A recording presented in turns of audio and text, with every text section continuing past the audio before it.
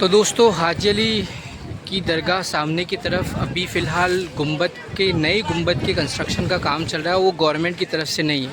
और इस तरफ देख सकते हैं कि ये चमचमाती इमारतें, इस तरह से इतने बढ़िया ब्रिजेस, इतना डेवलपमेंट, लेकिन जो ज़ायरीन है वो देखिए इसी पुराने ब्रिज में से बड़े परेशानी में जा रहे हैं। और यहाँ तक कि अभी लगभग 2.5 से 2 घंटे तक परेशान हुए सभी लोग, क्योंकि पानी चढ़ चुका था। एक ब्रिज भी गवर्नमेंट की तरफ से यहाँ पर नहीं बना है। गेट ऑफ इंडिया से मैंने अभी बस पकड़ी है हाजी अली के लिए, और यहाँ से बस निकल रहे हैं हाजी अली के लिए। हाजी अली जाते हुए एक और ब्रिटिश टाइम की लाइब्रेरी है, ये David Sassoon library and reading room. तो भी हाजी अली दरगाह पर आ गया हूँ, और लेकिन यहाँ पर पानी चढ़ने की वजह से जितने भी ज़ायरीन हैं सबको अभी आउट कर दिया गया है। वो अभी इनसाइड नहीं जा सकते। हाजी अली दरगाह शरीफ जो है वो वर्ली, जो मुंबई का क्षेत्र है, वहाँ पर पड़ती है। एक ज़माना था कि यहाँ से खड़े होकर आप हाजी अली दरगाह के दर्शन कर सकते थे, लेकिन अब यहाँ पर ब्रिजेस जो बन चुके हैं उसकी वजह से आप दरगाह शरीफ के दर्शन नहीं कर सकते, ज़ियारत नहीं कर सकते। और यहाँ पर डेवलपमेंट बहुत ज़्यादा हुआ है, जैसे ब्रिज देख रहे हैं, लेकिन दरगाह वाला जो हिस्सा है वहाँ पर कोई डेवलपमेंट नहीं है, क्योंकि लोग जिस तरह से खड़े हैं, श्रद्धालु जिस तरह से खड़े हैं, वो काफ़ी परेशान हैं। और अभी पानी बढ़ने की वजह से यहाँ इस साइड में तो उनके लिए किसी तरह का यहाँ पर कोई इंतज़ाम भी नहीं है, कि कोई व्यवस्था भी नहीं है कि वो श्रद्धालु कहाँ कैसे क्या खड़े होंगे। तो ये एक बहुत बड़ा भेदभाव हो रहा है दरगाह शरीफ के आने वाले श्रद्धालुओं के साथ में। देखिए किस तरह से दरगाह शरीफ के जो श्रद्धालु हैं, कोई व्यवस्था ना होने की वजह से बिल्कुल बड़ी परेशानी में बैठे हुए हैं। और जो गवर्नमेंट है, प्रशासन है, उसको उसकी कोई सूद भी नहीं है और उन्हें मतलब भी नहीं है। 1.5 घंटे ज़ायरीन परेशान होने के बाद अब इनको एंट्री मिली है, और गवर्नमेंट ने कोई व्यवस्था तो बिल्कुल नहीं की है बैठने की, रुकने की। बड़ा परेशान है लोग, इतने दूर दूर से ज़ायरीन आते हैं, देखिए आप। और इतना डेवलपमेंट है आसपास की तरफ, लेकिन सिर्फ दरगाह शरीफ के आसपास ही नहीं है। कितना परेशान होकर यहाँ पर ज़ायरीन जा रहे हैं। जब हम अंदर की तरफ से आते हैं तो देखिए यहाँ जो दरगाह शरीफ पूरी तरह से ढक चुकी है और एक ब्रिज बना दिया गया है।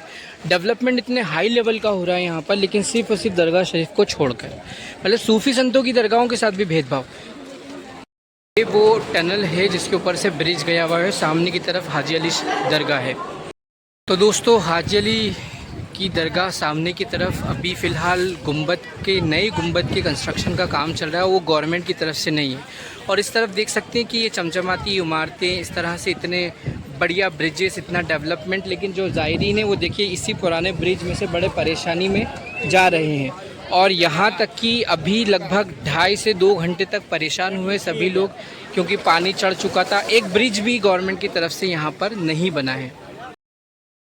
हाजी अली दरगाह के सामने बिल्कुल एक तरफ खूब सारा डेवलपमेंट है और दूसरी तरफ इस तरह से ज़ायरीन के लिए कोई इंतज़ाम नहीं। इतना ज़्यादा क्राउड होता है, इतनी भीड़ यहाँ पर आती है, इतने सारे श्रद्धालु आते हैं जो सभी धर्मों के होते हैं, लेकिन किसी भी तरह का यहाँ पर डेवलपमेंट ना होने की वजह से देखिए किस तरह से यहाँ के लोग परेशान होते हैं। अगर सामने की तरफ हम देखें तो उनके बैठने का कुछ इंतज़ाम नहीं है। हाजी अली रहमतुल्लाह अलैह के दरगाह के सामने मैं जितनी बार देख रहा हूँ, क्योंकि मैं यहाँ पर रायगढ़ किले से आया था और वहाँ का मैंने जो डेवलपमेंट देखा वो बहुत ही ज़्यादा था। लेकिन सूफ़ी संतों के साथ भी इस तरह का भेदभाव किया जाएगा, ये अपने आप में एक बड़ी अजीब बात मुझे लगी। और देखिए यहाँ के श्रद्धालुओं की सेफ्टी की, सुरक्षा का कोई इंतज़ाम नहीं है। और अभी फ़िलहाल दरगाह पर जो कंस्ट्रक्शन का काम कर रहा है वो दरगाह कमेटी के द्वारा ही किया जा रहा है। और सामने जो देख रहे हैं आप, ये सरकार की मस्जिद है रोज़े के बिल्कुल पास में, और ये रोज़े का भी कंस्ट्रक्शन का काम चल रहा है। ये हाजी अली रहमतुल्लाह अलैह का आस्ताना है और वहाँ पर अभी कंस्ट्रक्शन का काम चल रहा है। सरकार के यहाँ पर सभी लोग चादर चढ़ा रहे हैं। और इस तरफ देखें तो यहाँ पर कव्वाली का इंतज़ाम है, पंडाल बना हुआ है। कुछ गवर्नमेंट सपोर्ट की ज़रूरत है, जो शायद गवर्नमेंट, जिस तरह से मैंने बाहर की तरफ देखा, यहाँ सपोर्ट नहीं मिल पा रहा है।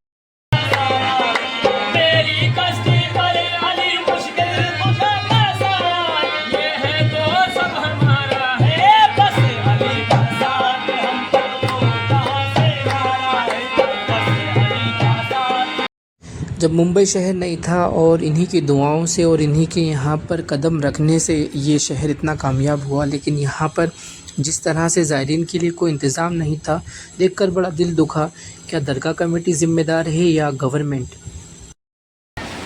हाजी अली रहमतुल्लाह अलैह ने पूरी दुनिया का सफ़र किया, हज किया और उसके बाद में अपने भाई के साथ में मुंबई आ गए। मुंबई उस वक्त में मौजूद नहीं था। ये वर्ली का जो आज का टापू है, इसी टापू पर आप आए और आने के बाद में आपने यहाँ पर लोगों को, शायद उस वक्त में दिल्ली सल्तनत भी मौजूद नहीं थी और उस वक्त में कोई बड़े औलिया भी हिंदुस्तान में नहीं थे। उस वक्त आप यहाँ तशरीफ़ आए और लोगों को परमेश्वर से मिलाया, सच्चे खुदा से मिलाया, उन्हें कलमाए तौहीद पढ़ाया, उन्हें सच्ची राह दिखाई, उन्हें मानवता सिखाई, उन्हें इंसानियत सिखाई, उन्हें भाईचारा, सद्भावना और प्रेम और सहायता सिखाया। यहाँ पर सरकार का मज़ार। और जब उसके बाद उनके भाई तो यहाँ से चले गए थे, पर आप यहाँ पर रुके और आप एक बहुत बड़ी बिज़नेस फैमिली से थे।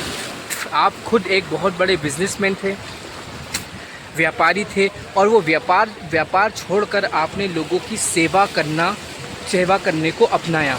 और उसके बाद आप देख सकते हैं कि जब यहाँ पर आपके बहुत सारे शिष्य हो गए, मुरीद हो गए और उनके साथ जब आप यहाँ रहने लगे, तो जब आपका आखिरी वक्त आया तो आपने अपने मुरीदों से कहा कि जहाँ मेरा समंदर में कफन फेंक देना, जहाँ बहकर पहुँच जाए वहाँ पर मुझे तदफीन कर देना, मुझे वहाँ पर रब से मिलाने के लिए दफना देना। तो ये वो जगह थी जहाँ पर आपकी जो रोज़ा मुबारक बनाया गया, क्योंकि जो आपका वो कफन था, जो श्राउड था, वो बहकर इस जगह पर आ गया था और यहाँ पर आने के बाद फिर आपका मज़ार बना।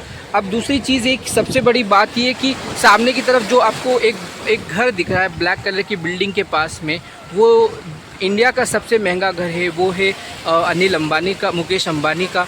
और यहाँ पर जो आप डेवलपमेंट देख रहे हैं, कितना ज़्यादा डेवलपमेंट है। लेकिन सरकार की दरगाह के आसपास आप देखिए कि वही पुराना जो रास्ता है वही मौजूद है। वहाँ पर जितने भी लोग हैं अपनी लाइफ को रिस्क में लेकर आते हैं और पानी चढ़ने के बाद 3 से 4 घंटे के लिए रास्ता बंद कर दिया जाता है। यहाँ पर जैसा कि मैंने आपको बताया था, जितने भी श्रद्धालु हैं, जो यहाँ पर आने वाले ज़ायरीन हैं, जो सरकार से प्रेम और निस्बत रखते हैं, वो सभी धर्मों के लोग हैं। उनके लिए बैठने का उस तरफ कोई इंतज़ाम नहीं था। लेकिन आप देख सकते हैं कि कितना ज़्यादा डेवलपमेंट है। लेकिन सरकार, जो सूफ़ी संत हैं, उन्हीं के साथ यहाँ पर भी भेदभाव है। क्योंकि जैसे मैंने आपको बताया था, ये सामने की तरफ देख सकते हैं कि कितनी पुरानी बिल्डिंग है और सरकार का जो रोज़ा है उसका भी कंस्ट्रक्शन का काम चल रहा है। उसमें भी किसी तरह का योगदान गवर्नमेंट की तरफ से तो बिल्कुल भी नहीं है।